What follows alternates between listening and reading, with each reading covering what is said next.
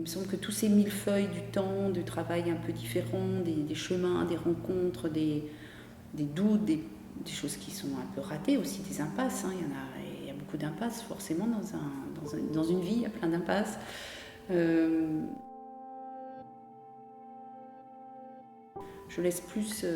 suis plus excitée par le fait de ne pas savoir et d'être en curiosité par rapport au travail qui va se faire.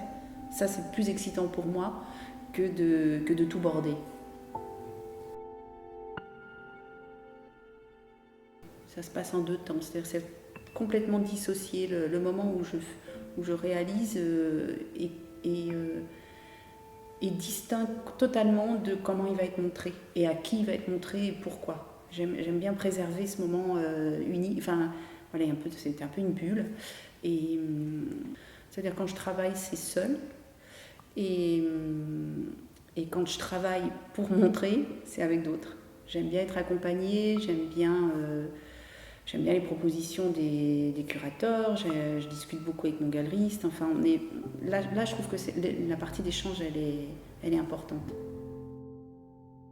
Par exemple, je me pose encore beaucoup de questions sur la façon de montrer la sculpture. J'ai l'impression que c'est pas du tout assez précis en ce moment. Voilà, ça pourrait être beaucoup mieux. C'est compliqué parce que quand on monte la sculpture, on réfléchit encore à la sculpture à ce moment-là. C'est complètement différent pour la peinture, il me semble. Un tableau, vous accrochez un tableau, il existe en lui-même presque.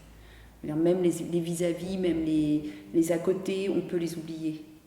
Même dans un accrochage très réussi, on peut même oublier que l'accrochage est très réussi si on est happé par une peinture. Enfin, pour moi, il y a cette fascination de la peinture qui dépasse tout. Et la sculpture, pour moi, elle reste très très fragile au moment où elle est montrée.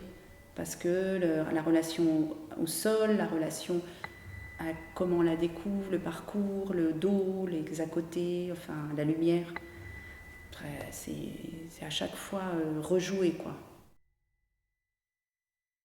Autant avant je butais contre il y avait presque des motifs réservés à la 3D. J'appelle des motifs, oui, c'est-à-dire il y avait des choses où je me disais ça ne pourra jamais exister.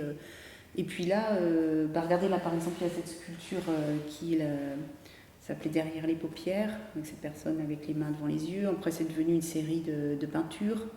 C'est pas du tout dans l'autre sens que ce s'est passé. Il y a eu un petit croquis certainement au départ, mais moi j'ai l'impression que maintenant tout migre. Et là, j'adore parce que ces questions, elles sont même plus là. Elles sont même plus là. C'est-à-dire, je suis juste dans comment je les réalise, dans le moment. Mais je justifie plus ça. J'ai envie de me dégager de tous ces préceptes, tous ces dogmes qui quand même sont assez pesants.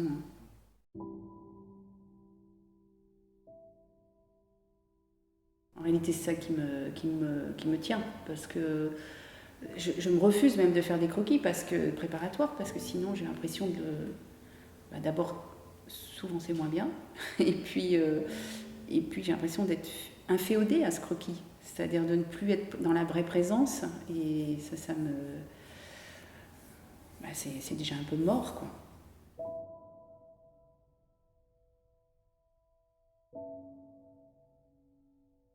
C'est peut-être les grands dessins muraux qui m'ont amené à ces tailles. Comme je présentais des sculptures, des peintures, des dessins, bon, compliqués, et j'ai dessiné sur les murs à ce moment-là. C'était la première fois que je l'ai fait, c'était au FRAC à Marseille, quand j'avais pas à Marseille, pardon, au FRAC à Célestat.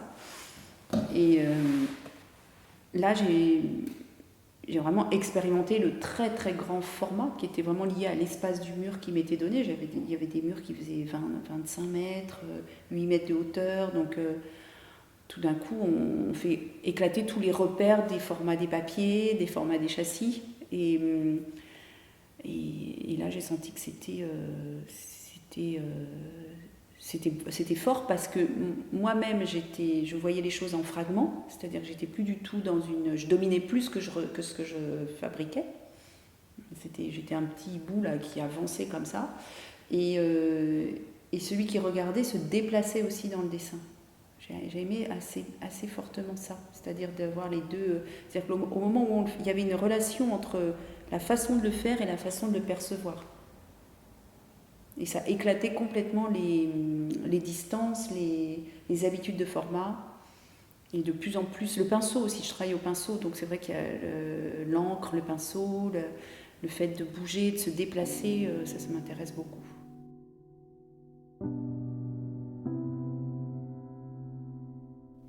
Ça amène aussi un geste de pinceau, il a une force différente selon les formats. Donc ça, c'est tension, extension à bien saisir et les éprouver avec du très grand, c'est aussi d'autres façons de jouer la tension et l'extension. Et après la question du paysage, j'ai envie de l'aborder. J'ai travaillé j'ai fait une toile sur un paysage. Enfin, il y a un oiseau qui vient un peu prendre tout le paysage quand même. J'étais allée en Écosse et puis c'était tous je suis allée plusieurs fois en Écosse, j'adore c'est magnifique, hein. La couleur, tout ça, c'est waouh.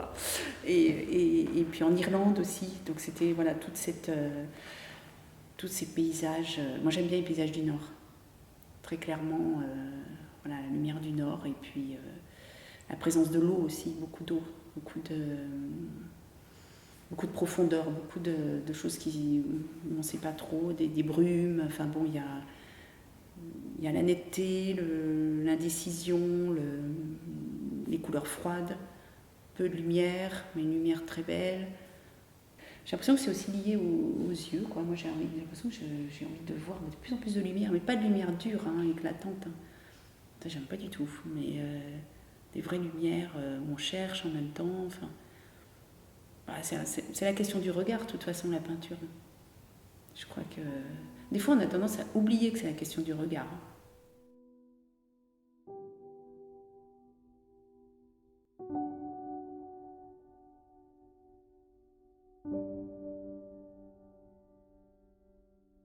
Et ça, c'est vraiment... chaque fois que je voyage, je fais un carnet d'aquarelle, mais alors qui est très classique. Hein. J'aime bien, là, je me pose et puis je regarde et je dessine. Donc, mais directement en peinture, hein, enfin directement en couleur. J'aime bien parce que d'abord ça demande un temps de contemplation, on est obligé d'être posé. Et je vous disais que je faisais presque pas de paysages, mais alors dans les carnets je fais que des paysages pratiquement. Il n'y a pas d'humain, il n'y a presque pas de personnes, c'est vraiment la lumière qui m'intéresse. Et à chaque voyage que j'ai réalisé, quand on ouvre un carnet, on est dans une lumière tout de suite.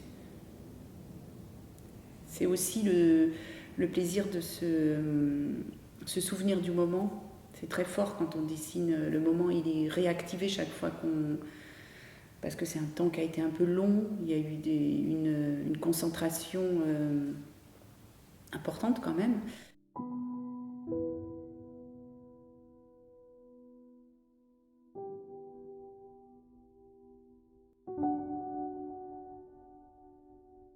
Ben moi, c'est un peu des êtres de non-pouvoir, les animaux, chaque fois dans mes œuvres. Voilà, il y a le regard aussi. J'ai l'impression qu'il y a toujours ce même regard chez les animaux. Mais il y a quelque chose de tellement tendre, de tellement profond comme ça que voilà, c'est émouvant aussi. Il y a des affects chez les animaux qu'on peut transférer à l'humain. Donc ça m'intéresse aussi. Et quelqu'un disait l'autre jour que finalement mes personnages avec les animaux, c'était l'empathie au carré, quoi. Il y avait quelque chose qui se multipliait. Et je ne l'avais pas pensé comme ça, mais après je me suis dit, tiens, oui, c'est assez vrai dans mes présentations, par exemple.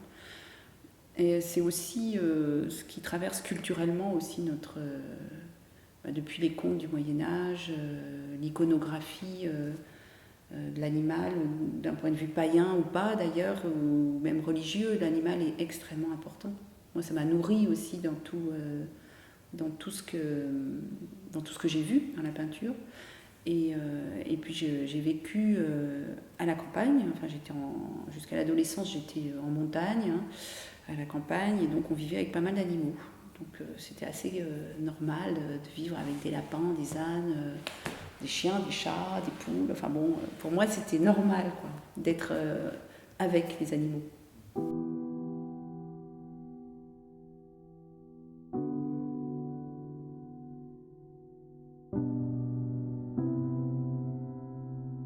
J'ai commencé à dessiner les fumeurs à partir du moment où la cigarette était interdite dans les lieux fermé, enfin c'est ça, hein, et public, fermé.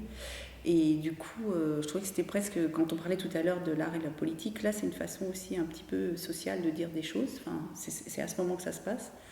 Donc c'était un peu transgressif. Et puis c'était aussi lié au geste, à l'attitude. C'est-à-dire que comme je travaille beaucoup sur le corps, les attitudes, des arrêts un peu des arrêts de position, d'image, c'est souvent aussi dans mes dessins des jeunes gens qui fument. Donc il y a aussi cette émancipation, cette volonté de dire ce qu'on est, d'affirmer son identité, enfin, cette recherche comme ça. Et c'est des portraits un peu plus précis sur un moment. Voilà, les attitudes. Et le blanc de la fumée, le blanc de la main et de la fumée me permettait presque de couper le visage en deux. C'est-à-dire que il y a une faille, il y a une fracture qui s'opère comme ça dans le dessin même, ça traverse. Et ça m'intéressait aussi plastiquement. Il y a la question de la beauté aussi. La grâce de la beauté, du geste arrêté, du geste qui se transforme, du corps qui se transforme.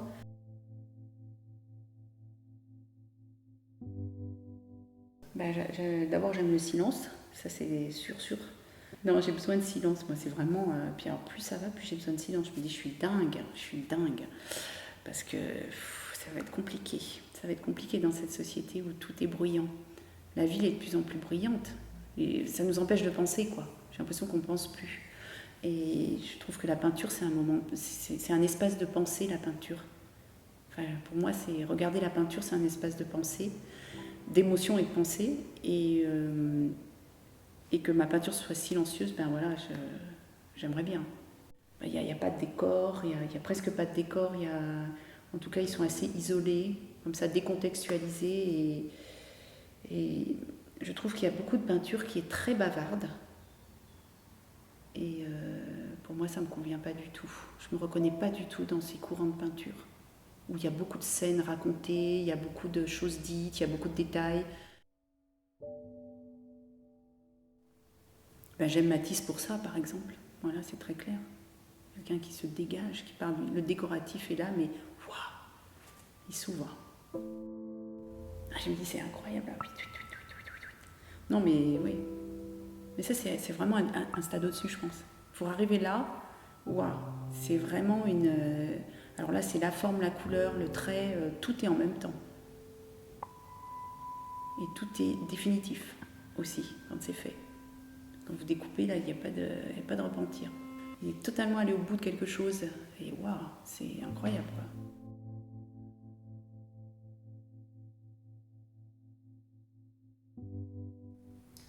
Et c'est pour ça aussi peut-être le fait que j'étais pas en groupe, aux Beaux-Arts, avec le regard des autres en plus. Puisque finalement, quand on est sous-sol, ça aide parce qu'on n'a pas trop le regard des autres qui ont notre âge. Ça peut être très très important le regard d'un groupe quand on est jeune artiste. Je pense que pour certains, ça peut être bloquant. Ou des professeurs. Et la chance que j'ai eue, c'est que j'étais toute seule. Donc du coup, il n'y avait que le regard de la peinture qui est très haute. Hein, mais j'avais au moins pas la crainte de plaire ou de déplaire.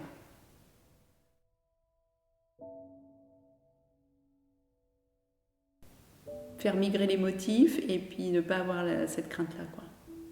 Ouais. Et puis c'est un combat, quoi, aussi, quand même. Je veux dire, c'est pas. Il y a des choses qui déstabilisent. Forcément, il y a des doutes, il y a des moments où on est très déstabilisé, où on est dans l'impossibilité, mais je pense que la nécessité et le plaisir de faire est plus grand pour moi, et voilà, il faut que l'équilibre soit comme ça.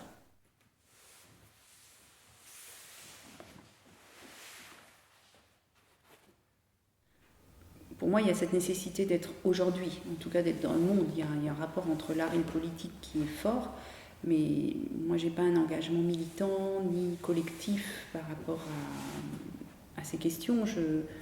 Mais je pense que c'est à partir de l'intime qui est présent dans mon travail qu'il y a des choses politiques qui se disent. C'est un peu en sourdine, voilà, c'est plus quelque chose en sourdine. Mais évidemment que ce qui se passe dans le monde m'intéresse, évidemment que j'y prends part, je vis aujourd'hui là, et qu'il n'y a pas du tout de volonté de s'abstraire, enfin, au contraire, mais pas de, mais c'est pas frontal. Enfin, chez moi, c'est pas frontal en tout cas, j'ai pas envie.